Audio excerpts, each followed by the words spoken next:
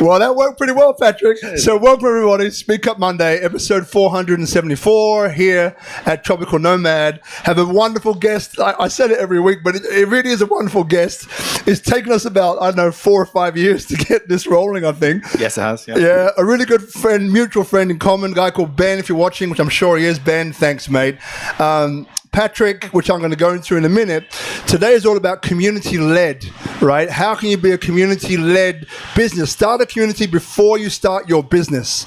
So tonight is full of information about this really important topic that will save you time, save you effort, and really focus your efforts in a way that I believe is unsurpassed, and we've really come forward, right? So we're looking forward to that, but let me give you a bit of information about our guest.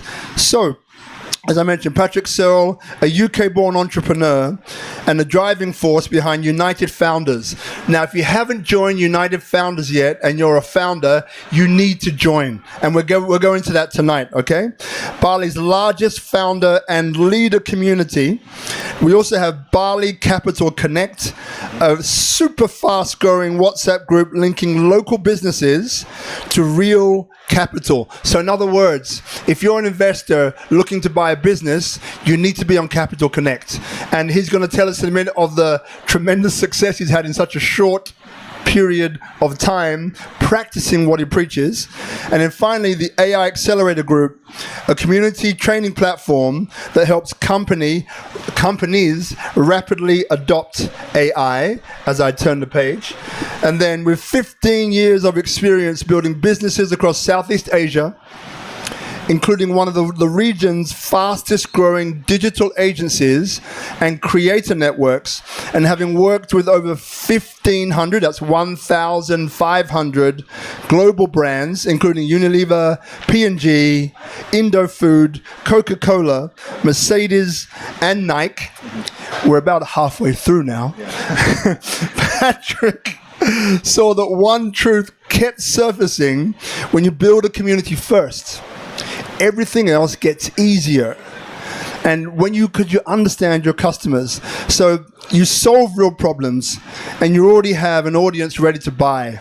So in this episode, Patrick will share how he's used this approach to give founders better access to qualified advice, peer support, education, and capital so they can scale smarter and avoid burnout, and why he believes the best founders of the future should be building communities before they build anything else, right? So another warm round of applause, please, for Patrick Searle. Yes! Oh, quick intro for me, Robert Ian Bonnick, founder of SpeakuP Monday, destination Indonesia. There's 2 other brands which are award-winning brands, but basically imagine Nokia connecting people, connecting projects, stole it from Nokia, but they're okay, they won't mind, and connecting strategies across several industries. And we've been award-winning from government as well as private enterprise. So if there's anything you want to know about connecting to the right people, then come and see me afterwards. But look, Patrick, we've got a lot to discuss tonight, right? But what I love to start with is, like, who are you as a person, right? Because we can go online and we can find what is it that you do, but who are you? So probably my first question then is, because again, I know you, I've known you over the years, I've gotten to know you over the years, and again, what I see is a tremendously bright person who is very inclusive in your thinking. You think out of the box, and you're able to really compartmentalize, strategize, and give a logical sequential order to why something can work, i.e. a business in multiple sectors, right? But my question is, though, to you, like how did you know that you were good at this stuff? Like when you were a kid, we're both English, we studied like the O levels or the CSEs at 16. They said, okay, what do you want to be for the rest of your life? Some said, I want to be a fire truck driver, a pilot, right? Did you say, I want to be a business builder, right? So that's probably the first question. And what example can you give that gave you the confidence to really start to pursue this as a career? Thank you, Rob. Great question. So I guess, to be very honest, I didn't actually know. I think up until maybe 3 or 4 years ago, I was your typical kind of in either be a corporate life or in more of a kind of startup kind of like business growth. And it was only when I probably stepped back about, I think 1 or 2 years ago and realized that actually, you know what? The thing that seems to be connecting all these different threads throughout my life is wanting to run events, build communities, be a helper, support people. And I didn't quite realize it, but basically every single city and country I've lived in, and right now it's probably, we can talk about London, we can talk about Beijing, Shanghai, Jakarta, Manila, KL, Singapore, now Bali, and Jakarta, I think it's Jakarta. In every single place, without me kind of intentionally realizing it, I would somehow end up with either an event or a community or something kind of cooking in the background. So that could be when I was in London. I was there 16 years old running parties for 3,000 kind of college kids. Or it could be when I went to Shanghai and I was like, you know what? I feel like Shanghai is this really cool place, but I'm missing the ability to connect all the creative minds. And so we end up basically running Like Mind, which is a really cool kind of creative meetup every month. And there we bring like the head of Nike China to connect with different creators who just have their minds blown. And so that's how I came to realize that somehow in my blood, what I've been doing is always making events. And then when I took that to my corporate career and running agencies and then running a startup, this big creative network, what we actually ended up doing is, yes, we had our main business, but at the same time, within like the first month, we were running creator events, we were running marketing events. And in that first marketing event, we got the head of Coca-Cola for Indonesia to come down and give a talk. And in the room were 100 marketers going there saying, oh, I want to listen to kind of the head of Coca-Cola. And seeing that on month one allowed us to then keep on doing these events across Southeast Asia. And that ended up with us basically by the very end. Actually, in the last year, we ran about 15,000 people took part in our events. And these are business to business events. These are kind of corporate events, but they absolutely loved it. So, and it was only then when I came to Bali and then I realized, you know what, like, what's the next business going to be? That I was like, I seem to quite like this event business. I seem to quite like communities. I seem to quite like helping people. And I'm like a typical kind of helper type of like person. Oh, actually, maybe there's a business model that I need to find out, which could be something like United Founders. And that's how that kind of came to be. Once, I had found out who am I. Yes, I'm a community builder. I'm a helper. I like to do this type of stuff. So we're going to talk about United Founders in a minute, but the next question that comes, right? Because I think a lot of people in the room are community builders, right? And I think you know, we have a different view of the personalities, of the idiosyncrasies, of the that chutzpah, right, that we have within us that is able to galvanize and draw people towards you, right? So in English, what does it actually mean? So introvert, extrovert, right? We often separate these things up. And we often think that, you know, you need to be an extrovert to do X, Y, and Z. Maybe you need to be an introvert to do A, B, and C. But if I would ask you, you know, like, who were you when you began in terms of introvert, extrovert, and where would you say you are now? We'll start there. So I'm your typical ambivert. So I can get on stage, I can put on a show, and that shows off my kind of extrovert side if I need to. But actually, I would much rather be behind a computer, speaking to people, etc. So sometimes if you ever try and invite me to events, I'll actually be like, nope, I'm very happy to stay home and just enjoy things. So actually, weirdly enough, me running events is also a way to kind of overcome something which I know is like me being my introvert self, to say, actually, this is the best, most effective way that I can connect with 50, 100 people is by running events. So actually, that's why I do it as well, because then I don't have to go and like speak one by one. So it's a bit of a hack. You know, so that hack, right? Because it's relevant for people. Number one, still for people is speaking in public. right? And quite often, we've run events for about 1 million people, right, in person over some years, right? But the thing is, though, is that the events that you do that I can kind of feel and see tend to be curated highly, and you're talking about smaller numbers. Yes. So is it those smaller numbers that helps you, and maybe people here, if they're looking at this, is it the smaller that helped you to kind of slip into that extrovert and to be able to control that? Or was it, like what I'm asking for really is your secret sauce, right? Yeah. For those who may be introverts, how do they express the extrovert side, become ambiverts? How do they succeed?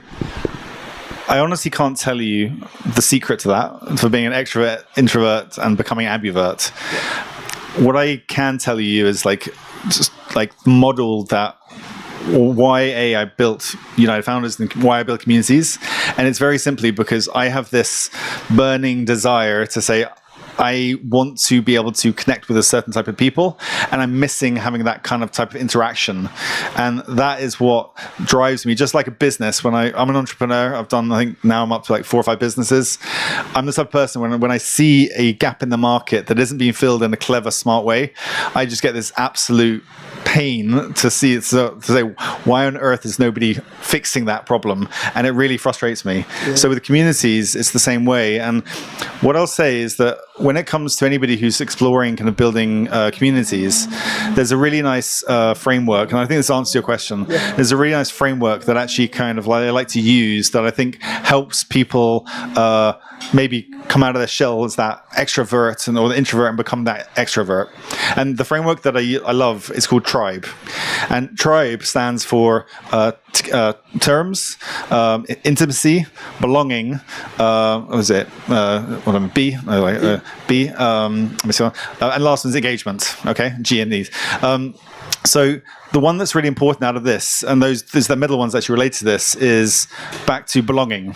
And very, very simply, for those, and there's many people who talked about like their businesses, their backgrounds in the audience, a community, for it to succeed, the number one most important thing is that you need to find those like minds. You need to find the people who feel like you and don't feel like they are having the ability to speak to each other.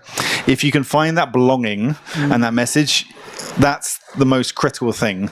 And sometimes when you go there and say it's a very too broad or too many people are a part of that community, you don't feel that belonging to that community. So that's the B that you need to go there and actually kind of make happen. And if you'll know what that is, because it's like I said, if an entrepreneur forming a business, that belonging just comes to you, and it's like you go there and say, why on earth is this not being built? So for me, that as a founder was saying, I know that founders benefit hugely from being in a room with other founders and actually being able to have really honest, raw conversations. But I know it's incredibly hard for founders to come together and build this because they're goddamn busy running their own businesses. So that's why United Founders was started. Now, I guess the other parts I think is really important of that framework, and I'll go through them one by one because I think they're kind of helpful. So T was for terms.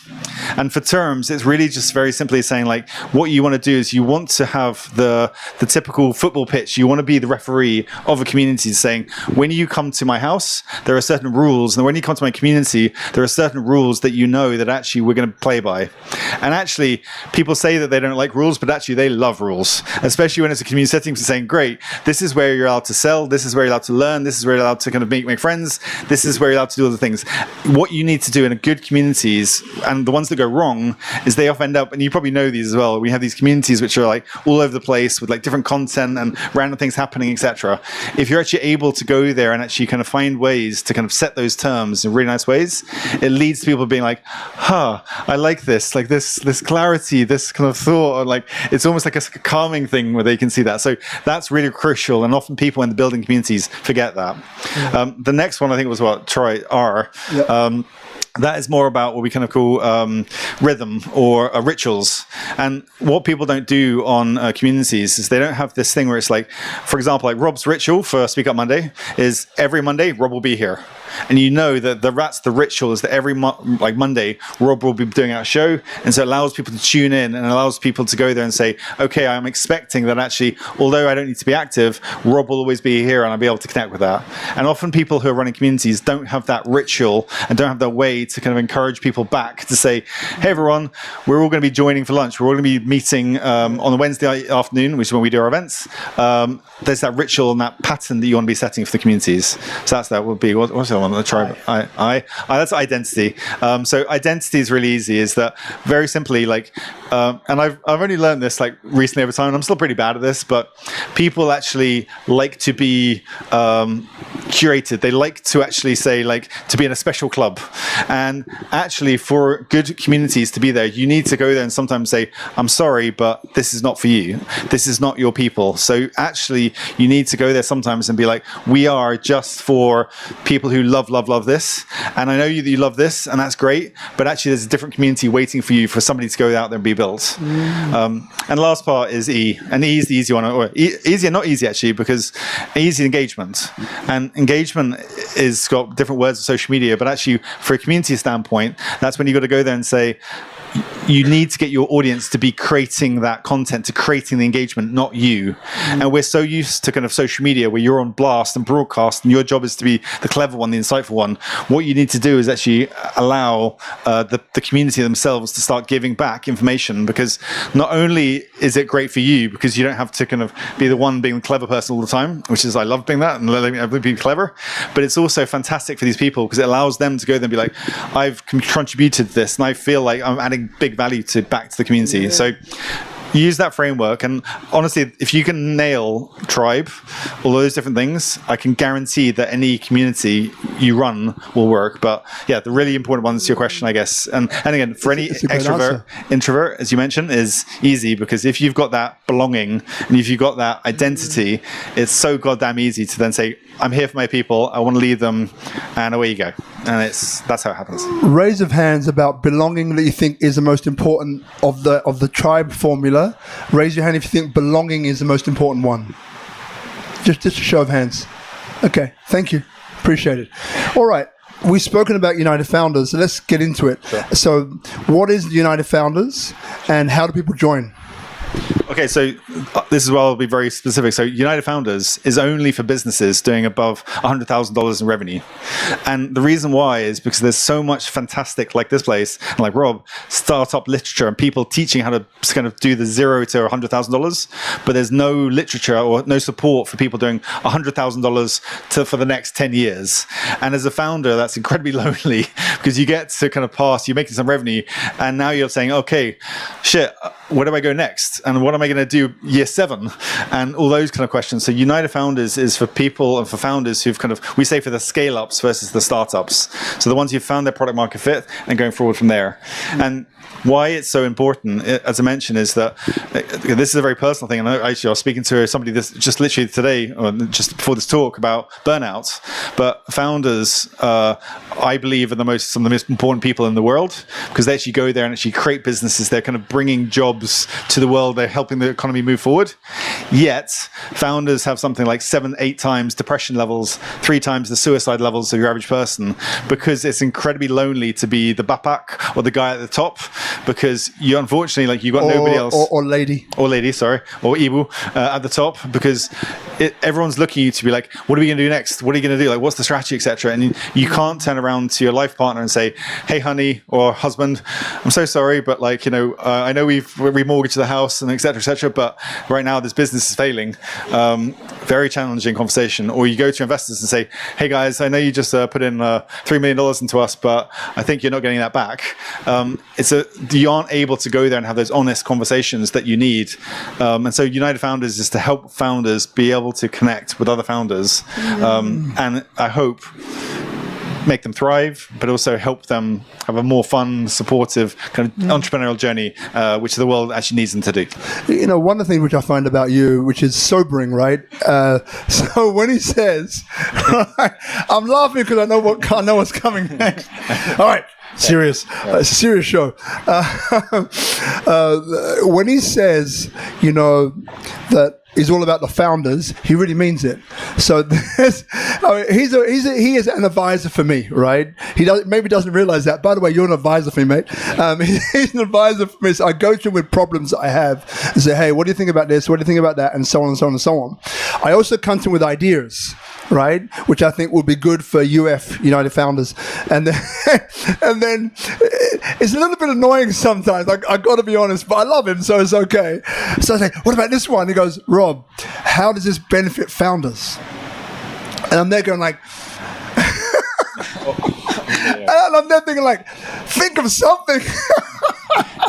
But the fact of the matter is that it doesn't. So one of the, I think, in that tribe formula, which maybe it gets extended, is consistency and relevancy, right? Because again, one of the things which I think is very powerful about you is that you're not afraid to say, look, you're my brother, you're my friend, but that's rubbish because it doesn't impact or benefit us at all. Yeah. So then how would you say in community this resiliency, consistency of sticking to it, right? Sticking to your theme. I deal with founders. So I'm not interested in startups. I'm interested in scale-ups. So how do you maintain that? And what is the importance level in the ecosystem of something like that to you? As it's our belonging, it's everything. Yeah. So we always will be following that. And the thing that's very easy about this as well now is because the founders know that that's our mission, that's what we're trying to do, that's the people that we're there. And because we are a community, both on WhatsApp and on Searle and other kind of online platforms, if I diverge off that path, they'll be the first ones to be like, Patrick, what are you doing? What are you doing? What is this, mate? Like, no, this is not who we are. Like, why are you letting this person in? So that's what's so powerful about communities as well, is that like it's not just me now setting that. It's actually the whole community, because they like the fact that there's rules. They like again the fact that it's like there's guidelines, guide rails, and actually if they feel that I'm breaking those rules, they're the first people to literally call me out and be like, oi, this is what's happening, which people don't realize is that, and I love it, but and again, it's one of the best things about communities and why I think they're fantastic for business, like kick off places, but I'll literally get feedback from the founders. I speak to about 20 to 30 founders on WhatsApp a minimum per day. So I'm able to get that level of feedback. And a lot of that's just like, hey, Patrick, I've got an idea about United Founders. Do you think we should do this? I think today I probably had 3 of those already of people saying, I want to make this better. I want to build this on you because, again, they have that belonging and they want to see more being built off the back of that. Yeah. So the feedback you get from like communities is phenomenal. And that's why I think it's just also this amazing potential on-ramp to businesses as well. All right. So last question of this, and we get into the reason why people came. Sure. Because I think this is important as well. As you said, with founders, by the way, difference between a founder and an entrepreneur, would love to know that if there is a difference. But the thing about you is that you've also had, your fair share of tough calls. Sure. Right? So if you want to just go into whichever one comes to your mind, just so people get an idea, because it's easy for people to see you and say, well, yeah, but, he looks good, he looks in shape, he looks well, his life's been fine. But they don't realize what it is that you've been through. They do when you're in a small group and we have these conversations which are very straightforward and you're like, I get it. But maybe share whatever comes to mind with the group so they get an idea, because they may also be in that situation. Because I look at people here, I see beautiful people with a big smile sometimes and all the rest of that. But quite often we don't know what's happening beneath the surface. Part of the reason why this show came to pass is because 3 guys in the hospitality industry in Sydney, where we were flying high as well, looked good, smelled good, all 3 committed suicide in 1 year and no one saw it coming. These were very successful people that were success looked like this. You have a picture of these 3 guys. It was that, right? And as you mentioned before, suicide or this is among the highest when it comes to founders. So give us an example of kind of what experience happened to you in the past, recently, whatever it might be, so people get an idea of what kind of load you're carrying as well and what makes you so effective. I'll say this is not just for me, because this is any founder out there. There are, and again, let me make it very easy right now, I guess, for like what's happening in Indonesia as a whole for the startup kind of like economy. And first of all, we had COVID, and COVID basically went there and just kind of like cut a huge number of founders or businesses down. And again, right there, what you have is people who've put 5, 8 kind of years of their life into that. So for me, again, I was one of those who was invested aggressively by VCs, and we went there and built a $10 million business with 150 people in 4 countries. And then basically within the course of about 6 months, that gets completely blown up. And we did our best to kind of try and fight our way out of that, like any founder would. But basically that was about 1,000 days, I worked it out, of pain. And that's what a life of like a founder is like sometimes, if it's badly. So now, again, I'm not alone here, because right now I was at a party recently, and in the room was, current founders in Jakarta in the startup scene. And I could go there and actually I could feel that like pain that they have like hiding and burning behind them, and I can sense it, but they don't want to talk about it, and they're not allowed to talk about it because their job is to be strong and leaders. And for me, why I built United Founders is because United Founders is where they can go there and actually say, I'm hurting. And it's fucking shit, isn't it? Because everybody in the room gets it, and it's not like that's why we built it. And I think like what's quite funny about me. I keep it pretty jovial and pretty it's I have structure, as everyone knows, but actually I keep it very low ego, like I'm not trying to be the smartest fella in the room anymore, and I've had too many conversations where I've been that pigeonholed to that person. So for United Founders, I really do my best to be when speaking to people, being incredibly candid, very open, and saying oh, it's shit, life is shit, etc., because the goal actually why we're doing that is we're trying to encourage people to say, oh, yes, I'm feeling that, and I can see that. And sometimes it takes even founders that time to kind of go from being I've got to be the king, to actually it's okay for me to show vulnerability and things like that. So that's why United Founders is so important for founders, because it helps them say, oh, sometimes I need help. And I think what I'll say here is for any founder in the room is that once you realize that, your journey gets so much easier when you realize that, oh shit, you don't need to be the smartest founder or the smartest person in the room. Now, for sure, don't go there and tell your new hire and say oh, hey, hi there, any ideas on how we should fundraise $5 million? Don't do that, because I'll freak them out. But what you can do is find a group of peers, whatever industry you're in, to say, actually, how should we do this? What's your advice on this? And that's what United Founders is all about doing, is getting you in the room with the other founders, leaders, and that. Thank you. So, okay, let's move on to the bit that you've came for. So, why your next business should start with a community, WhatsApp, let's say. So, ask you that question. Yes. You've got a few notes here if you need a bit of a guide, but please explain why you believe that to be the case. Okay, so first, I think it's a fun question. So, there's so much to talk about on this one, but I think first of all, what I will say here to start with, I don't think people realize how powerful communities are, and are versus your typical kind of social media accounts. And I say this because I would make an argument that a 1,000 person WhatsApp group is as powerful as a 40,000 person social media account. And the reason why, actually not, I make an argument, I believe this, is because if you're on Instagram and you have 40,000 followers, Facebook, for those who are kind of the social gurus in the room, they'll probably show your content, if it's organic, to about 2.5% of your followers. So that actually means that if you go there and have 40,000 people, only 1,000 people are actually going to see that post. So if you then do the math and work it around and say, well, if you go to WhatsApp and you go wait a second, so if it's a brand new community, if I post it, pretty much every single person in that group is going to be seeing that. So it means that actually every follower, one follower on a community is worth 40 on social.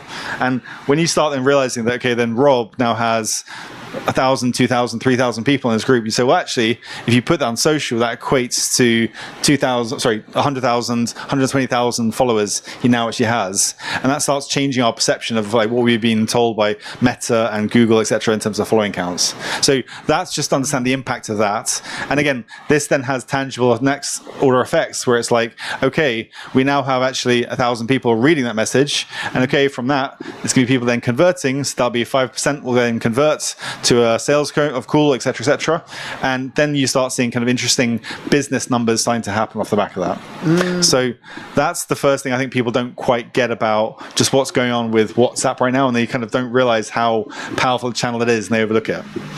Secondly, about WhatsApp is that it's just a phenomenal way to kind of kickstart ideas and launch things. And I'll start with this by saying, like, I was not the one. Like, I've built many communities, I've run events, etc. Like, but actually, the first event that I saw this, or the first community I saw this happening, was actually my wife and my wife's Chinese lesson community.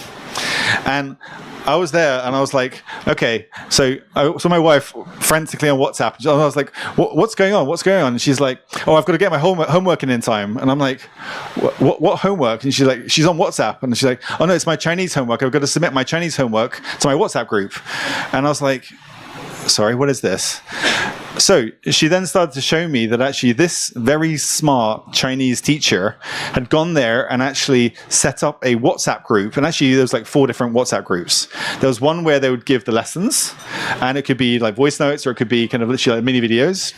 There was one where you would actually have to go there and submit your homework between 7 and 9 p.m. every day to go and do this, and also do your voice recordings, so like ni hao, ni zui ji yuan, so you should be there, that stuff. And there'll be another one which is more of a FAQ, kind of always open kind of type of group.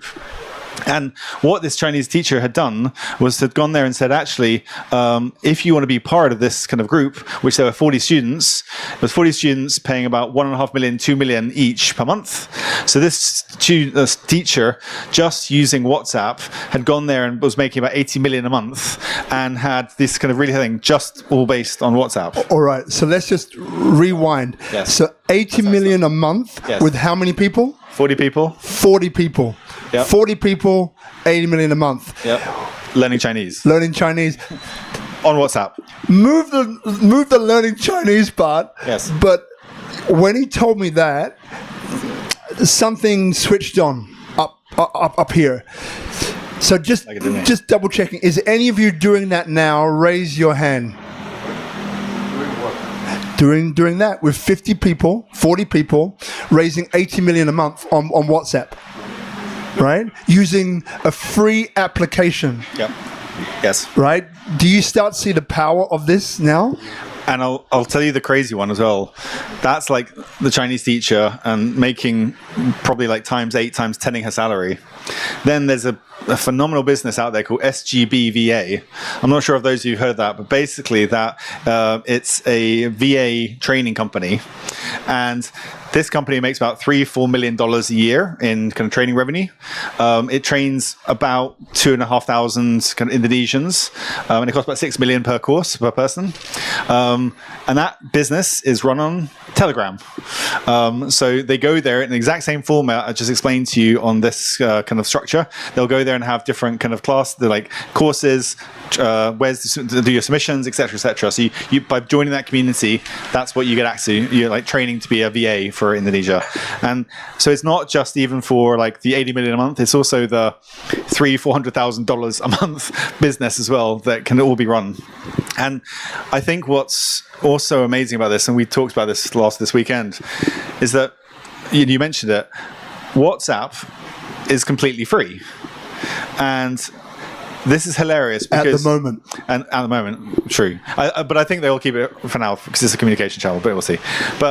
And I'll use the story we talked about, right? So Rob, like me, 2 years ago, he saw that actually there was an opportunity to kind of connect investors and founders together. And he went there and made a website, made a newsletter, probably did some social media posts, did the reach out, etc. And it requires all of these different pieces to happen. And I saw that with Rob and I was like, oh shit, that looks like a lot of work. And then also me, myself, I was like, also kept on getting the same from my community, they'll give me feedback saying, Patrick, do you know any investors? Do you know any investors? Do you know any investors? Which is a great reason. I was like, this needs to be built. I had the same people asking me these questions, and I was like, okay. And I went to I was like, oh yeah, this needs a website, and okay, it's going to be a $10,000 website, and they need to like, these people need to be hidden, and these people not be hidden. I mean, then we need to do social media, and then, okay, well, I need to then promote it to kind of social media people, etc. So there'll be ads. Okay, that's going to be another $5,000. I'm like, okay, $15,000. Away we go. And then I was having a mastermind with a friend who's gone there, and actually she does, she's a realtor, and she does basically the best listings on a WhatsApp group. And I was looking, and I was like, wait a second, she's just putting up job ads, and she's always sorry, not job ads, the best properties, and she has 700 people on that WhatsApp group.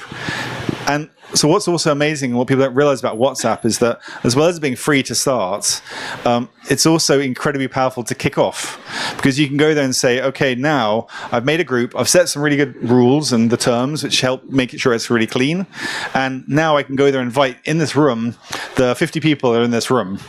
And what's crazy about that is that we all have that. It's already to invite those people, unlike an email or an ad where you're going to set this up on social media, you can literally go there and go to your phone book and go boom, boom, boom, boom, boom, boom, boom. Congratulations, 50 people are now in this group. So that's how easy it is to do that, versus getting 50 people on a newsletter, hella painful, or getting 50 people to sign up for your ad, hella painful.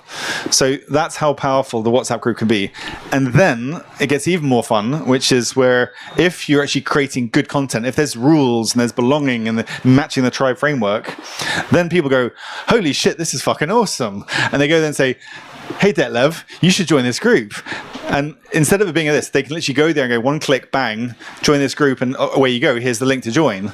And so that friction to then grow those communities is built into WhatsApp. So as well as there being the whole free structure, the platform, which you can control with different rules as well, you can also go, it has a natural inbuilt kind of distribution channel.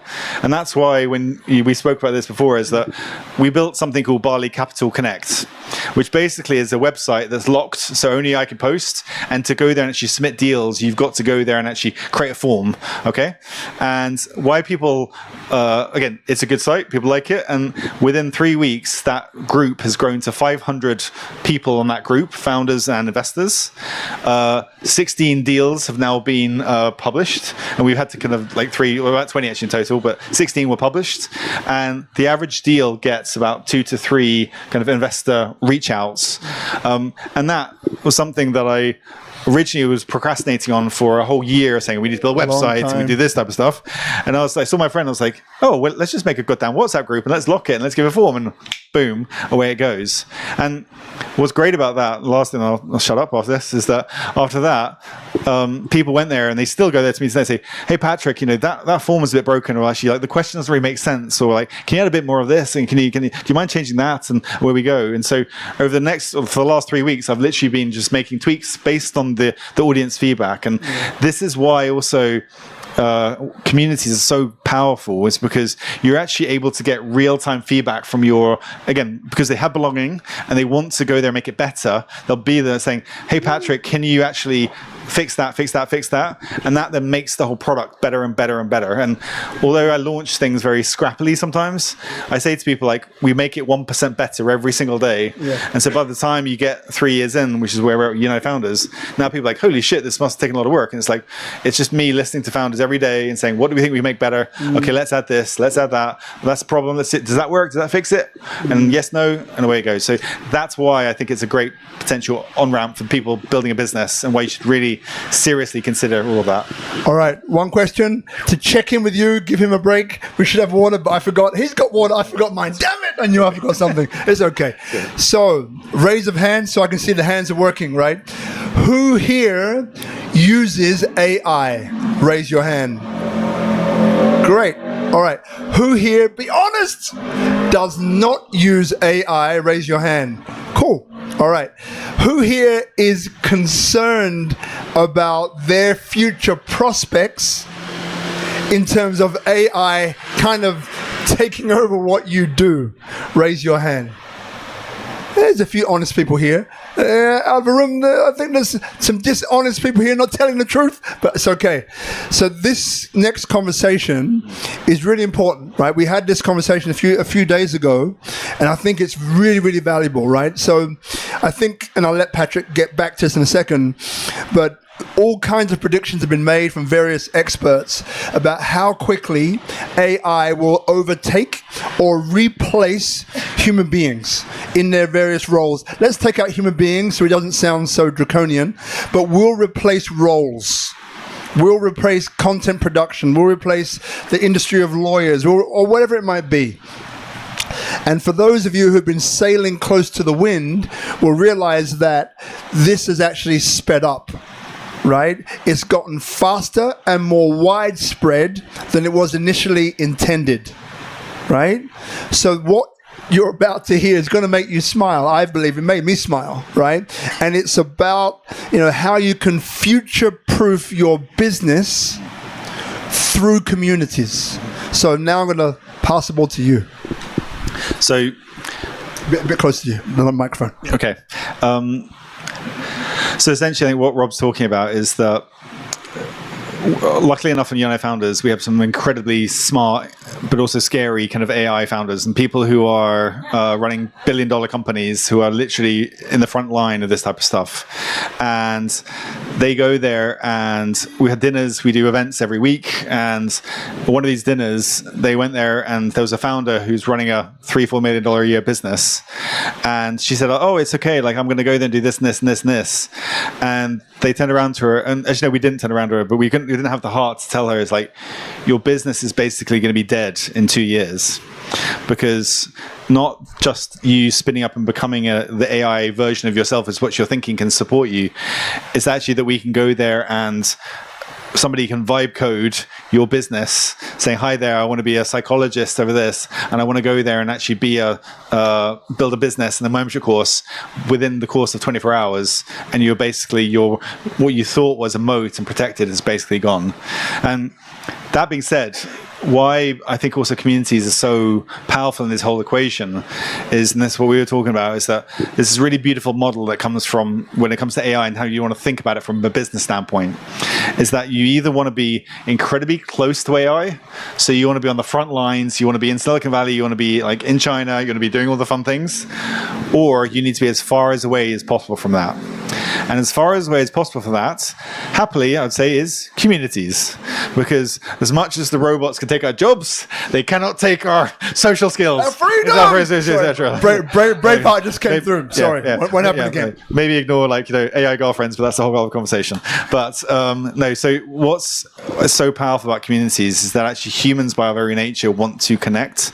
And so actually to what everyone has to realize is that you can actually future-proof yourself by building a community as well in these different things, because again, we're always going to want to connect with other humans.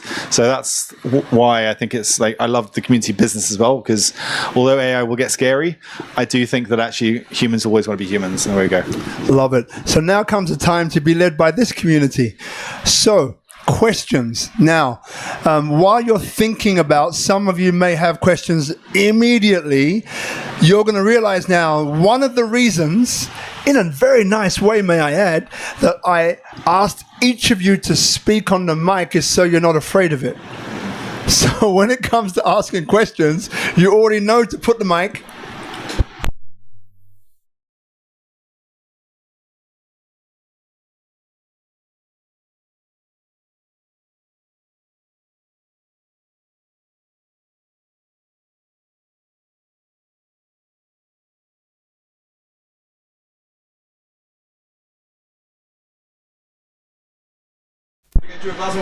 Oh, you're a beautiful man. Come back anytime. All right, we're back. Thank you very much indeed, brother. So, questions. So, run like this so we can get the most value. You can say your name, a little preamble on the question, but then get straight to the question. So not this whole long spiel, because then people are going to fall asleep and I'm going to have to cut you off. It's not going to be very nice. I'm a very nice person. So that's number one. Number two, this is Patrick, all right? So you heard him speak. His name is Patrick. Feel free to address him accordingly. So raise your hand if you have a question. The mic will come to you, Carol. I knew it was you, and then we can start. Okay. So over to you. Thank you very much indeed to start us off, Carol. Hi. Just on a note, Diary of a CEO has just released a 2.5-hour podcast on the dangers of AI today. You talk about the WhatsApp group, and I hear you, and that's amazing. But you need to have names to put in the WhatsApp group in the first place. So how do you go about creating these groups when you want to start something from scratch and you actually do not have community? So actually, it's a easier question than you think, because, and actually the problem the communities have is getting too big, not too small. Because as everyone knows, there's nothing better than having a dinner with your best friends. So the way that actually United Founders started in the early days is saying, hey everyone, I think it was literally about most steady people in the group, and now it's just like friends of founders who I'd met in the last few years. And we started by saying, let's just have a dinner. And the dinner had 9 people, and that we still do these dinners to this very day. So actually, that's not a problem at all. Like, what's more important is that are those people like-minded? Do they have same belonging, etc.? And that's the harder one to find. But what I will tell you is that if you're able to kind of lock in on their belonging, on what they're trying to achieve, what they will start doing is saying, holy fucking shit, I've never had this before, they're my people, and they'll start finding you people. So United Founders is a very funny business, and I've run global social media accounts for many brands. But I don't have a WhatsApp, or we don't have any social media for United Founders. And the reason why is because, A, we never needed to, because every single day, every single week, I get people referring United Founders to each other because they're like, this is a really good place where if you're a founder, you need support, you come to this group. And that's why we never had to even think about doing outbound marketing yet to make that happen. So that's in short, like, and anything like our issue now is that we're 420 people. And so the question is then, how do you actually start making sure they still have that level of intimacy, even though we're 420 people? So, can I ask another question? Of course you can, my dear. And the second question is on commitment and consistency, because it's one thing for the creator of the community to show up, but it's for the community to show up equally. We live in Canggu, and in Bali, it's very much a mentality of, Tinder, which is, I look on all the events that that are on the list today, and what is the best on offer that day, I swipe. Yes. So have you ever found that there was a particular issue or challenge keeping people to show up within the community, or do you deal with that by content, by being more creative? How do you handle that? So it comes down to a community manager member kind of match, but essentially our content that we create is events. So on Wednesday, we've got Bali's best hospitality entrepreneur coming there, and he's going to give a tell-all event behind closed doors. And my job for that event is basically already sold out. And so your job, as just as you would social media, like, when your content is hitting, your events hitting, is when people are naturally leading into it and wanting to be there. For me, as a founder and a CEO in my past life, and still I guess now, like, all we do is say the content has to be that level, it's that grade, it's what I as a founder and CEO want to be hearing. And so that's the bar that I set to say that. And as a result, like, people cancelled every other event who said, this is the event that I need to be at, because I don't get to hear from this founder ever. Yeah. I don't get to hear the secrets he's about to talk ever. And that's why I want to be part of this. So it's very easy. We don't have an issue with engagement. If anything, we have the other problem, which is too much engagement. And so again, the goal actually is then to set rules to say, okay, now we have different groups for different conversations. So if you want to do business questions, you do it there. If you have contacts questions, you do there. If you want to do promotions, you go there. And weirdly enough, people still stay on the promotions group because they like the promotions group. They like to kind of be on that. So our issue is the other way around, is that, like, we've got too much engagement and we've actually got to kind of keep the quality high.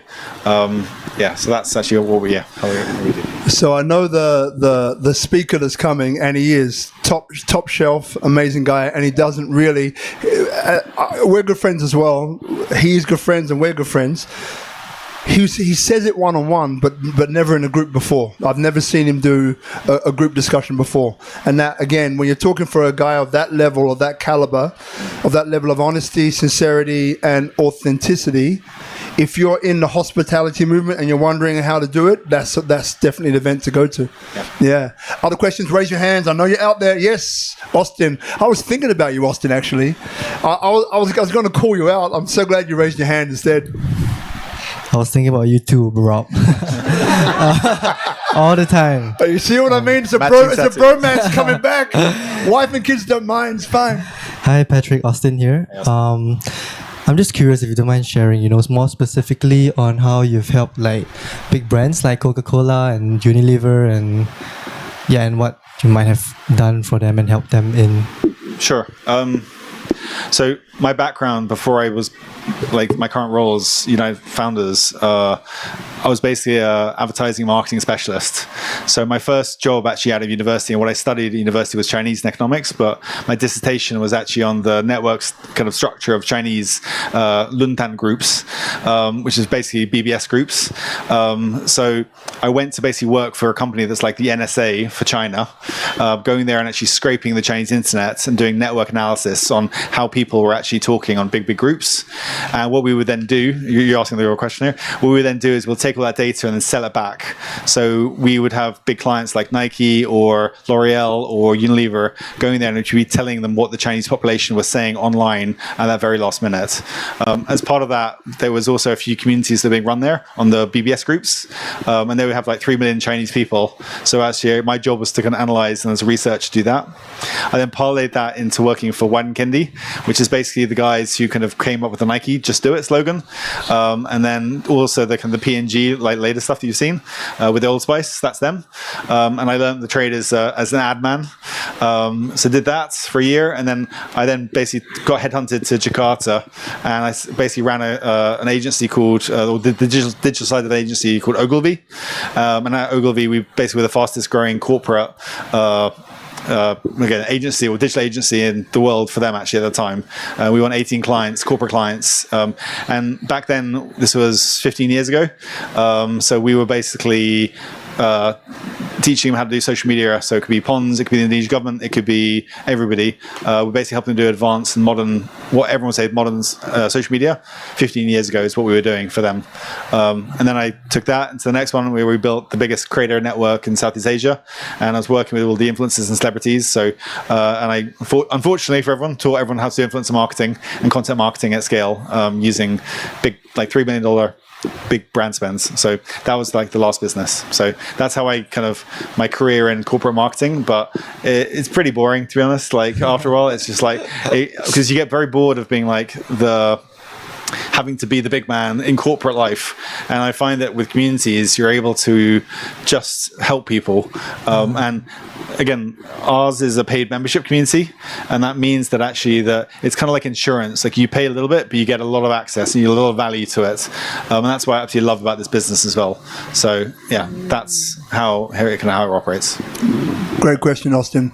Yeah. Any follow-up, brother? You Amazing. No, just so it's all through the same methodology. No matter how big or small the business, it's through like community building. That's how you help them and scale. And I'll say this, and this is really important because, like, in that tribe structure, the first like T or the tenets or the terms of that community is so powerful because you need to have rules, you need to have structure, and when you're managing. So we used to get, like, for example, on Pons, we get about 25,000 comments every day from consumers coming through, and so we'd have to literally have like 8 people on the go non-stop trying to reply to all the different messages, and you need to set guidelines and boundaries. And I think that's what people don't realize about WhatsApp and why these WhatsApp communities go out of control, is because like there's there's no policing, there's no looking after this, there's no like we don't do this, and actually people like it. Like if there's a reason for it, they actually really adore like having that.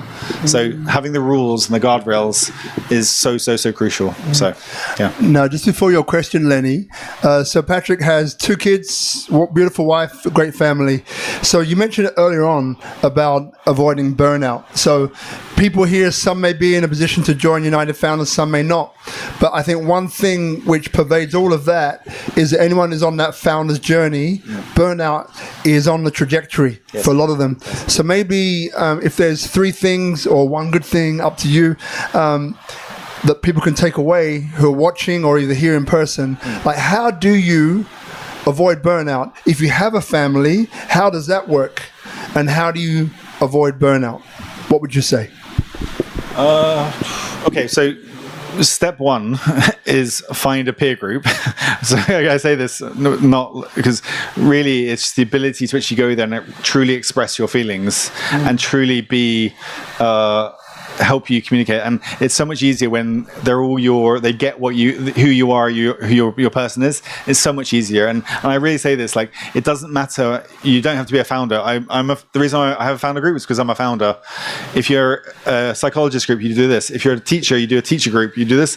There's so many different communities that need to be built. And I really believe that actually every community will be built out there.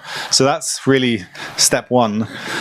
Step 2, you get very technical now. Like, no, in our peer groups, we use something called HWLP, which is health, wealth, love, and play. And it's very simple. Like, it's a little guide where you go there and say, make sure that actually you're looking into all these different things. And again, like, as a founder, again, you're saying a founder on that journey, like, the thing is, there's so many minefields and mines that you're going to walk on as a founder. But what I would say is that for me, for example, like when I've gone there and said, oh yeah, we've had this issue where we built this business, I've had some of the biggest, most respected founders in the group go in there and be like, and open up to them and be like, oh yeah, like, no, same. Like, you didn't realize that, like, right now I'm the most respected founder in all of Bali, but actually back then, I had like people at my door, and I was wondering, like, do I go there and bring in the gangsters to go do this, or do I just let it go, etc. And that was me when I was 30, 40 years old. So once you start realizing that actually, unfortunately, if you're a founder, this is part of the game. And if you haven't got there, it's just that you haven't got to that level yet. But level 2 and level 3 is just where it's going to happen. So unfortunately, as Rob mentioned, it's an inevitable. If you're successful, you're going to hit this one day. So just to find a group of people who you can talk about this, have models, really will help in big ways. And just before your question, Lenny, so that wouldn't necessarily be your wife, your spouse. Yeah, you're talking literally a peer group outside of your immediate family circle. Yes, who can understand, speak the way that you can speak, etc. Because if you go to, again, your wife or your partner and say, hey, honey, not sure if we're going to get paid for the next year, the rationality doesn't always kind of like stay put, and you have different conversations happening about that. So it's but if you go to a founder who's had that and say, oh yeah, completely, like, missing payroll, that's the thing that drags us every single kind of month. And that's like something that they are, again, it's what we all deal with. But sometimes when you're having to be the big man or big lady at the top of the business, you've got to be the one who's been like, no, it's fine, like, we're going to be all good. And then you meet investors like, how's business? It's good. Whereas actually it's like, it's not, but it's okay. But gives that ability to have that freedom. And again, that's why that belonging of our events, it's not a problem, because people know that when they go to events, they'll, even if the talk is shit, sometimes we've had that, thankfully only one in a lot, but I think you're at that one. But thankfully, that in the room will be other founders that you can go there and connect with and have that level of intimacy, which is just impossible for a lot of people to have otherwise. I'm going to ask you about mindset in a minute, but Lenny's been waiting. So Lenny, over to you, brother. Yeah, thanks. Thanks, Patrick. Super insightful. I have a question about something I'm building right now, which is a brand that is producing, healthy beverages and also foods, but also doing that. At the same time, also throwing events, obviously using these products at the events. And kind of what we're thinking about is, do we start these events before we have product, or do we wait for product? Because obviously, building community around those events is important, but we also don't want to make people feel like, hey, there's great events, and then months later, suddenly there's product showing up at the events, trying to, giving the impression as that we're trying to build community first and then sell things to them. Like, what would you call beyond that? you can just be very honest with them and say like, hey, we're planning to build this product, but also we want to go there and get insights from this and hear from expert speakers and and that's why we're doing this. And I think people, if anything, they'll be like, oh, you're building this for me? Hell yeah. Oh, and you're going to give me feedback on a platform? Hell yeah. And you'll find that actually like those people will become your biggest kind of followers, first buyers, advocates for what you're doing. So just be very transparent with them and say, listen, like, we think the community is really powerful. We think that this product's gonna be really cool. We're doing it both. It's down to the point of like, you can be like, everyone, like, we need a vote on this and this and this. We don't know. What do you think? Do you think it should be green or blue? Do you think the copy should be this or this? People absolutely fucking love that stuff. And again, I'll use this another way around to explain how much they love this, is that Chinese influencers are the absolute, and this is mostly queens here, but there could be some kings who do this. They are the absolute like legends doing this, because what they'll do is they'll go there and say, hey followers, so I'm thinking of doing a merchandise launch. They won't call it merch. So I'm thinking I'll come up with this product. And again, what do you think? Like, I feel like I'm kind of missing a really good piece of jewelry, or like, what do you think? Like, should we do jewelry, or use like thing? And they're literally from the very beginning of product development, be going there and actually working with their audience. And there was this like a record, like a story that like this lady did this all up until launch day. And launch day, she basically already had, well, she made $24 million in sales day one just by priming that audience and getting them so excited about what's going on, etc. So to be open and transparent with your community, and just give them small drops and get feedback on them. And the amazing thing about this is that you probably had product conversations with you and your co-founders, and you're like, it should be this and this and this, and you're at stalemate. And the best thing to do is just throw it to a group and say, guys, what do you think? And often on founders, I do this where I'm like, I think we're thinking about this question, this policy change, and they're like, Patrick, you fucking idiot, what are you doing, mate? Do not do this. And I was like, what? But it makes so much sense. It's so logical. And they're like, no, this is the thing. I was like, okay, thanks, sorry, like, you turn, where you go. But so that's how powerful a community can be if you're willing to actually embrace that feedback. So I would say, do not wait, start it, and just start building that momentum. And you may, again, what's funny is that my other business, this big kind of creative business Rob talked about, we actually found the product market fit by the end, and it was the community business, not the other product that we were selling. So our education became the business itself, which is, I think, an interesting one you may realize, because you can actually charge for this. And people actually, if you go there and say, hey there, we're going to bring in the best speakers when it comes to this and this, and charge $50 so we can have a really nice venue and really good food, people, if you create it to a good standard, they'll be like, okay, I'll pay for that. And you actually may realize that your marketing then becomes free as well, to run the events off the back of that. Not to mention, you're now talking, you can capture lead gen, so you can go there and say, great, every person who comes to our event, we've got 100 people. I think my other business, we ended up with 80,000 marketers emails who've been to our events or taken part in our trainings across Southeast Asia. So I'd say start today. Don't wait until the product, and just be open and transparent with them. Awesome. Cheers. Great question, brilliant answer. So other questions? You're going to roll it forward here. Just one question. Again, one that I think engages everybody as well. So we've spoken a bit about mental health, right? And as I mentioned, part of the reason why this started was based upon that, right? So again, 1, 2, or 3. I love threes, but don't feel I need to stretch. When it comes to managing mental health, mindset, so when you're a founder going through these ups and downs, right? You have a peer group. You've mentioned that as being one of the support mechanisms, not your significant other necessarily, but peer groups which are understanding of what's happening. But are there anything that you can pass on to today's audience, either watching online or here in person, which is like, these 3 things or one thing I found to be really helpful in managing my mental health, especially when things are not going right? What would you say? I think there's a very, for those who haven't come across it, there's a very good book which is called like The 5 Stages of Wealth, or by Sahel Bloom. I think I'm probably getting the title wrong, but it's about that. But he talks about a Buddhist concept which is called like 2 arrows. And the way it works is that sometimes when you get hit by an arrow, it's going to hurt and you'll feel it. The second arrow is how you then choose to respond to that feeling. So no matter you're going to get hit by the arrow, but actually it's your choice in terms of how you want to feel that and take it on.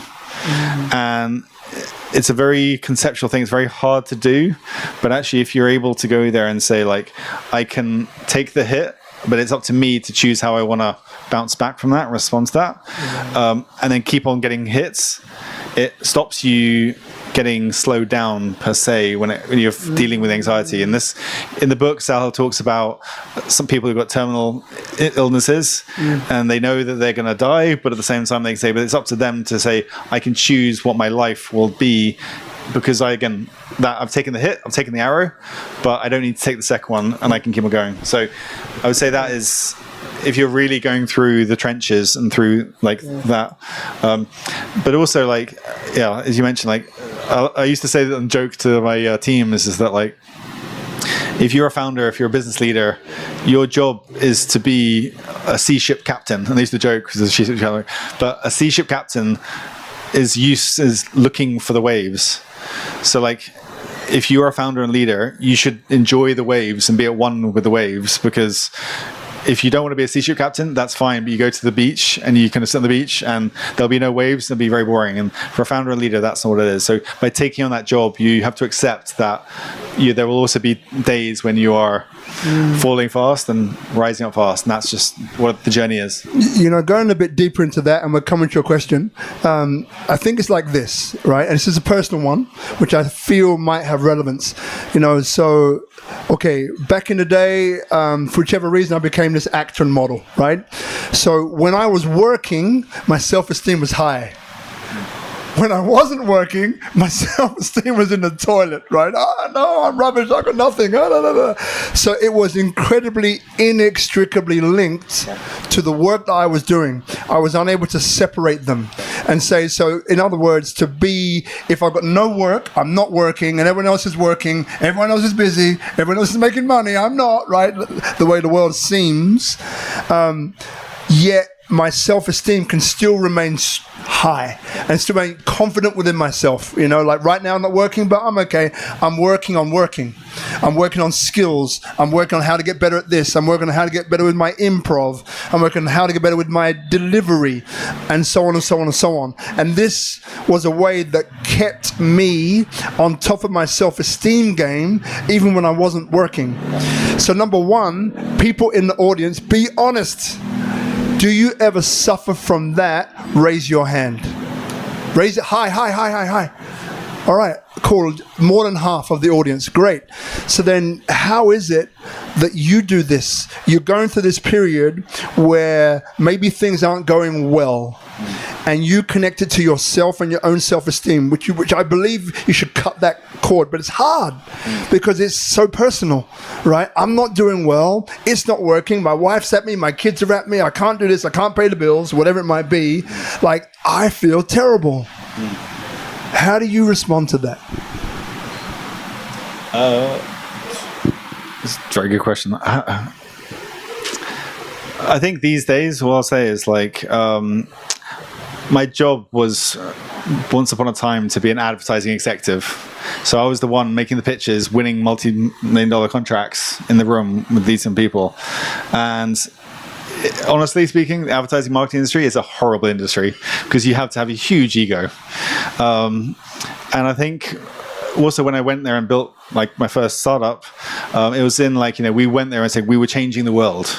This is our job, is to do this. And what I'll say to like, especially people in the climate industry, sustainability, like be very, very careful to realize that actually one of your jobs, your goals is to change the world and from climate change to sustainability, but actually you still have got to go there and build a product and help your clients.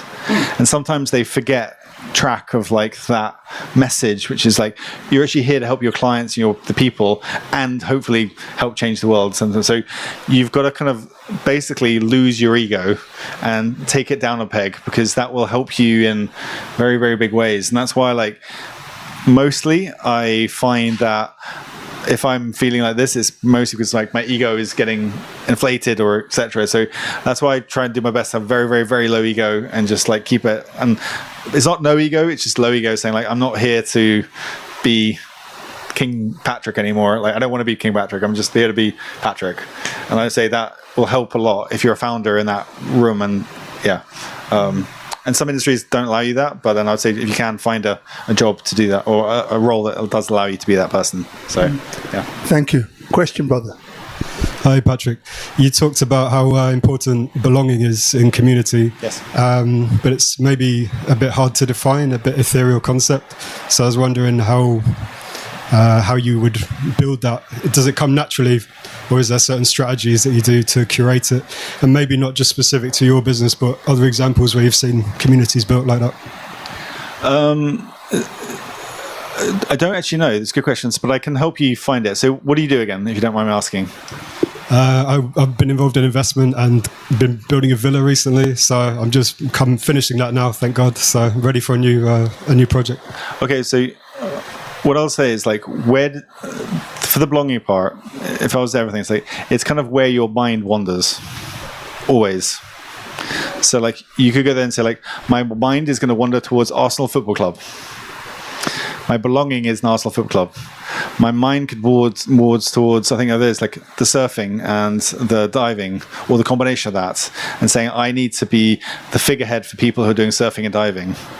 So it's wherever your brain naturally sits and stops and rests or goes towards. It's whenever like you don't work and you kind of want to give yourself time off, it's where you head towards. That's where you can find your real belonging, actually, of like what you do and what you are. Mm-hmm. For me, unfortunately, it's building another goddamn business, and I wish I didn't do that, but I'm a founder, and so if I've got like a spare ounce of capacity and I see there's like something that's broken, I'm like, okay, and I think I can do it, I'll go there and make another business somehow, or try to follow up. Yes. Follow up. So once you build your community or find your belonging, how do you cultivate that in other people to join you? How do you create that as part of your community where they feel the belonging? I think you be very clear on so when it comes to the second part, which is the identity, or so belonging identity is the same thing. And identity is saying you've got to be very clear to not let other people join who don't have that belonging. So it's got to be that intimacy of saying we are both this way and this is how it's going to be, and that's how it starts. And it could be these people already, they're already around you. It could be you have to reach out and say, hey there, you go to LinkedIn and you go to kind of social and you go to things and find those people, but they do exist. And I think there is like a joke, but it's like the riches are in the niches, or niches, like whatever it is. But there are literally, if you go to any Reddit kind of group, there's thousands of other pages. So I can guarantee whatever your belonging is, you can find that. And there'll be people who are feeling the same way as you are. And it could just be, they may not be here, they could be across the world, but that's absolutely fine. And there's business models that work for that. So, but I'll say like, it's a really nice, once you find those people, it's like really, really nice, because it's just like your best friends ever, because you can just talk, and it's very nice. Thank you. I also find that intention is really powerful, right? And when you just, being in this room with 30, 40 people, whatever it is, right? And as I mentioned before about, we give each other an opportunity to speak, because I noticed this a while ago that people in the room need to connect with each other, right? And just by the way, remember that 24 hours open, you don't need to stay for 24 hours. But the people that you heard speak earlier on and you want to connect with them, might be Theodora, might be somebody else, connect with them, right? Because this is why you're here. It's not just to see our brother Patrick. I'm here to see him too, but also here is really important. 3 months ago, there's a guy called Gabe, who's also a member of United Founders. Now, he started a community called Bali Builders. So if you're not in that community, hit me up. Brilliant, right? So this guy is kind of done pretty much what he said without us realizing probably. He was a guy who was comes from the US with his wife, kids. He came and he's starting to build a place, like a villa, and started to encounter these challenges. Right, and then just kind of said, I wonder who's got the answers to this. And I think it was like 3 or 4 or 5 of them in the group who were kind of building villas, who were kind of helping each other, right, to solve challenges. Now, fast forward how many months later, I think there's 1,000 plus in that group. Community, well organized, different groups within it. Brilliant. One of the fastest growing groups, actually. And he was on the show, I think it was about 2 months ago. Great guy. And again, what he was saying is exactly the same things about this belonging and tribe without knowing what the tribe formula was. He was describing it, which was basically, if there's a need for it, it will be filled. And this is the intention part. So just by, putting it out there, hey guys, I am looking for this. Can anyone help me? It's amazing what happens, because you start to shift other things which are present that you have no clue. Like I started, it's a Tabanan community, right? Anyone interested in Tabanan, come and see me, join this community. It's a great community, about 300-400 plus, growing it very slowly, very deliberately. Government, stakeholders, how to make better decisions, right? Going forward into the future. But one guy, and we laughed about this the other day, people come to you and say, hey, I need a blah, blah, blah, blah, blah. Can you help me? Like, in our minds, we've got, yes, I know exactly the guy you should see. Sometimes you might do, but quite often you're like, look, ask in the community. That's what it's there for. And so there's not a lot of news feed in Tabanan community on purpose. Because it's still early days, and I'm not trying to blow this thing up to become another group. I just really want to keep it very specific to Tabanan, right? So it's but however, this guy came in looking for a place to live. He put it in there within 10 minutes. He got 3 answers. Another person came in with something else about land. They got 4 answers. Now, I've got no clue who these people are. 1 or 2 I do. But again, just by putting that intention out there, hey guys, I'm looking for this. Can anyone help? It is amazing how interconnected we all are and how things can come forward just through you asking. So I think that's a really powerful one as well. Yeah. And I think, talking about intention, for everyone in this room who's hesitating about this, it takes you literally right now, in the course of whilst we're finishing this conversation, you can go to WhatsApp, you can go there and make a group, and you can kick it off right now. So by the time this conversation is finished, if you wanted to, you can make a community and make it happen.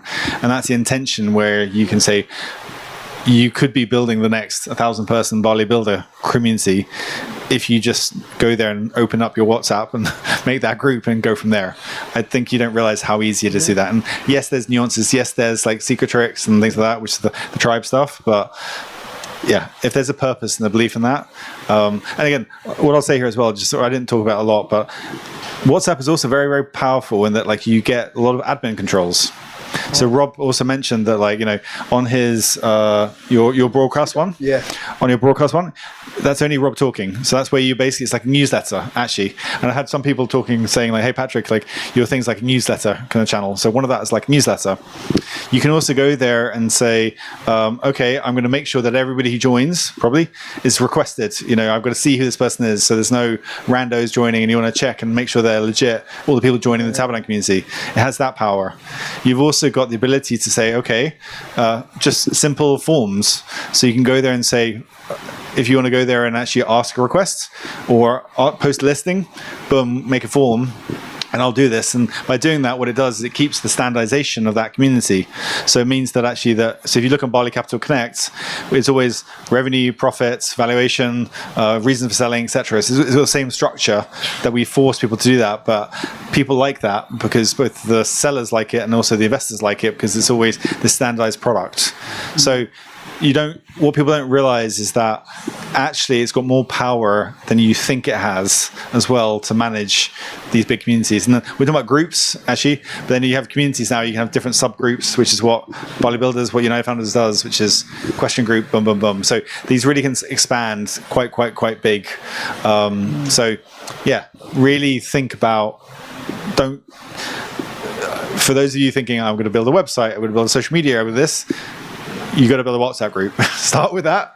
You may be quite surprised that actually it could lead to something else. And the website can come later, the social media can come later. But that first kick, like Lenny was asking, is just start it. You'll be surprised. Now, I was going to get everyone to stand up, shake a leg, but I don't need to because we're coming to an end naturally now. So, yeah, any last questions which are very important? You have a question. I have a question. Yeah, what is the difference between founder and entrepreneur? Yeah, I love you, Detlef. All right, that one there. And Carol, you got one last question? One shout. Yeah, just so my brother, we got a microphone there, and thank you, Detlef. Man, you see, front row for a reason.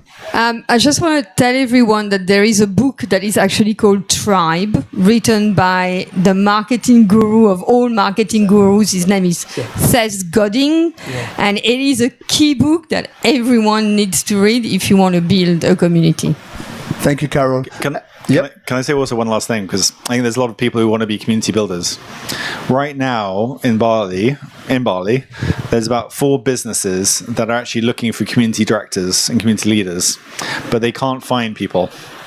So if this really is your calling and you want to do this, there is a lot of businesses looking to find these people, but there is a dearth of talent, people wanting to be community leaders. And so just let you know, like, I've got 4 businesses right now who are saying, Patrick, we need you for X. Who do I speak to? And I don't know anybody. So, yeah. Give an example. I don't want to say too much about their business, but let's... Let's talk about table dance. There could be a table dance business that says, hey, we want to have a bit more events around us, etc. We need somebody to help structure and run these different things. They're looking for somebody who understands the nuances of like how to do that, how to set that up. So I would say there's a good 4 or 5 businesses that are looking for this. I think what I can say is, like, for example, no, I got to be very careful. No, I can't say this. This is like there's a certain level of this, like, anonymity. I have to be kind of in confidentiality for the group. I'm not allowed to say where they're headed because they may not want me to. But there's a few people. So. And look, so the difference between this is the last question, by the way, and then we're going to be wrapping up. By the way, this is what's going to happen on the wrap up. I'll give Patrick an opportunity to speak about, anything that he has missed that maybe wants to be reiterated in this topic of tonight, or something that he hasn't mentioned, like the AI group we haven't spoken about, for example. We're going to give him that opportunity, all right? And then what we're going to do is that everyone here is going to get into a photo. Somehow we're going to find a way to do that. Here facing there, and then after that you're welcome to catch up with each other, right? Because again, there's people that you would have heard speak and maybe excited, inspired, or motivated, or just want to learn more about what they're doing, right? Then you have that opportunity to have a chat to them directly, all right? So, entrepreneur and founder, is there a difference? And then I'm going to say one more thing, and then we're going to come back to you for the close. So founders, why we're not called United Entrepreneurs, but we're called United Founders, is because you can have entrepreneurs who are basically business-minded people inside big businesses, and you often get like intra-entrepreneur, etc. There's these type of words. So you can have entrepreneurial people who are good at like leading initiatives, etc. Founders found businesses and actually are the ones who are number 1, 2, or 3 in the early days. So we focus on those people, and the reason why we focus on those people is because, as I like to say, they're the ones when shit goes wrong, they take the bullet. They're the ones who gets hit. Entrepreneurs can sidestep and say, great, your VP can disappear. The founders, they gotta eat it. And is why they will wake up with cold sweats at 2-3 in the morning or something, because they know that if it goes wrong, they're on the hook for it. So that's why we're for founders, not for entrepreneurs. Though founders are entrepreneurs as well. Got it. So the last question for you, in about a minute and a half you get to answer it, is, is there anything that you've perhaps missed that you'd like to communicate, express with the audience here and online, or something that maybe, hey, I want to really reiterate this point because I think it's really powerful and important for people to get it. And also leave people an opportunity of how to get in touch, United Founders, how to join, and those other groups that you're doing. So about a minute you have to think about that. So meanwhile, I just want to thank technical partners, Brother Guzman, Brother Hadis, Tropical Nomad. Thank you very much. Woo. I think of the 474 episodes, this is 298 that's been filmed properly, right? That you can find on a YouTube channel, even though most of our views come from Instagram, but YouTube, you'll find all of these 298 episodes. If you want to join this one-way bulletin, this is a QR code. There's another one, I think, over here somewhere. If not, just come and grab this one. But I do recommend you join it. So many interesting conversations, great people, men, women, Indonesian, foreigners, 10 different market sectors. It really is interesting. I learn something every week, and I get confused every week. Because, you sit down with one person, you imbibe all the information, and you go home, you're like, and then you realize, hang on a second, take a breath, sleep on it, and tomorrow let's see what sticks, right? That's kind of what I have to do every time. Otherwise, so many conversations in my mind. So again, as I mentioned, Robert Ian Bonnick, if you like SpeakuP Monday, come here every Monday. You don't need to RSVP, you just show up. 6 o'clock. Every Monday, you're welcome, right? We keep it like that to keep it open, because a lot of the time, people like this, you wouldn't get access to. So if you're a person who's maybe just stumbling their way through Bali with great intention, valuable information like this, you're going to miss, because you're not part of a group, you're not paying money, maybe you haven't got the money to pay, and you haven't got the time to RSVP. This is about that. It's about free platform for you to come, interact, meet some incredible people, grab some incredible knowledge, and then bring it into what you are. So right now, we're at a moment in history which I believe all of you can feel, where whether you're a founder or a supporter is great. But if you are a founder, now is the time where you need to stand up and be counted. Because there's a lot of stuff going on in the world, and you don't want to get 10 years with our kids, 20 years, and say, you know what, I had an opportunity to make a difference there, but I didn't take it because I was too scared to set up a WhatsApp group. Ideally, after tonight's episode, you can see, and you know how easy it is, right, to set it up. What comes after is a little bit more challenging and a little bit more difficult, but you can do it. You don't have to have all the lights green, just the first one, and you work it out as you go. So if you have this feeling within you, and you know who I'm talking to, you're going to feel what I'm saying. If you don't, it's okay too. To set up a group about something that you feel and know is important, no matter how fringe or weird it may sound, keep it legal, right? In Indonesia at least. Do it. Really, really do it. And if I can help, as I mentioned, we're like the Nokia, right? We connect people, projects, and ideas, strategies across multiple industries, award-winning for what we do, from public sector to private sector. Happy to have that conversation. And look, a round of applause. We're not finished yet, but a round of applause for yourselves in the audience. Thank you for honoring us and showing up. Round of applause for yourselves. And then finally, Patrick, it took us 4 or 5 years to do, though we organized it in about 24 hours. It cracks me up how things like, let's just do it now, Patrick, this Monday. Like, okay, let's do it. Thank you, mate. It's been an absolute pleasure. Really enjoyed it. Love you, mate, and love what you're doing and just how your brain operates. And I'm so glad that you're here in Bali doing things from here. So much respect, my man. And over to you to see us out with the final answer. So Rob said something there which reminded me of something. So he talked about history, and we're in an interesting time. And my background, as some of you asked, I guess, was I've been in advertising and marketing, and I've been studying these platforms for about 20 years, right? So the reason why I kind of got out of advertising marketing is because I also could see what everyone now knows, what Facebook was doing with social, with the algorithm and things like this, etc. And I loved being part of social media in the early days, because back then that was me on Twitter, and when it wasn't called X and it wasn't fucked, it was actually me in Twitter and being able to meet beautiful thought leaders and like-minded people with a non-algorithmic type of feed. Why I say this is because on all the social platforms, we're all aware that we're getting ranked for engagement and to try and kind of trigger us as much as possible.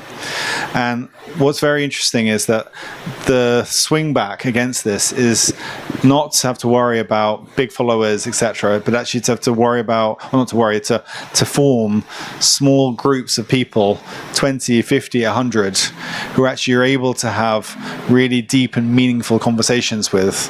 And this is why communities are going to be getting so powerful, because it's a natural swing back against what we all feel on social media. And actually what that is, social media is, what you're saying there is the algorithm, is actually AI. And it's the first wide-scale use case of AI changing our world.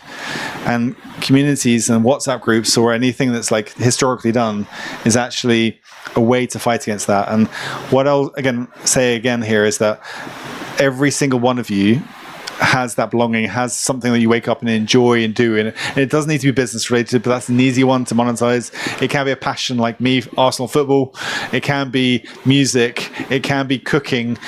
Every single one of you has that niche, that thing that belonging that you want to do, and just go towards it, build it, because even if it's not a business, even if you don't make money from it, what you will be able to do is have huge amounts of a sense of purpose and meet people that right now seem very distant on social media, but actually when you meet them in real life, you're like, oh, they're just like me, we were just not, Facebook only allowed me to see you 2.5% of the time.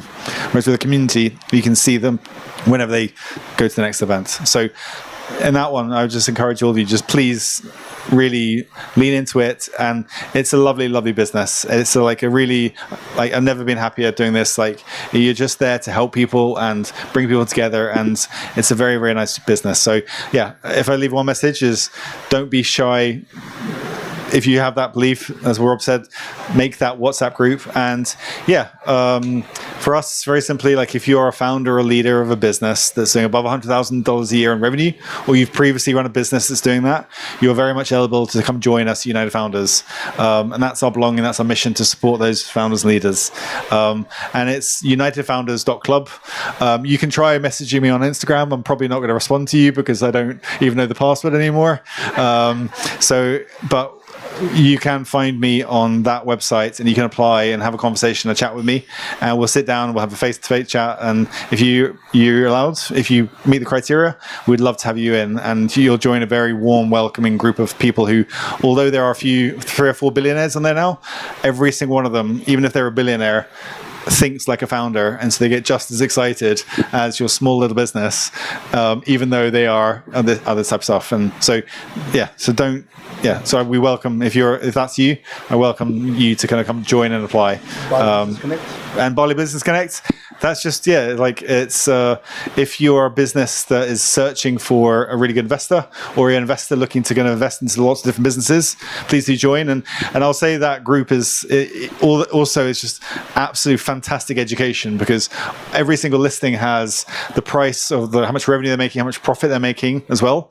And it's really fun because you'd be like, oh, I didn't realize that Yoga Shala's made $60,000 in profit a year.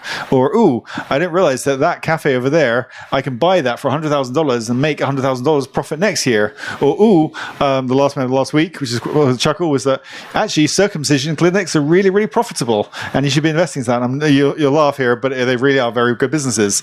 It's a really educational, eye-opening group as well, just to kind of learn more about business, about what does and doesn't work. So have a look at that. If you're interested in business, just join it because it's a really fun group. And today was an Irish pub, and the AI group last time. and the AI group. That's just the AI group is if you're basically a business owner and you're a bit worried.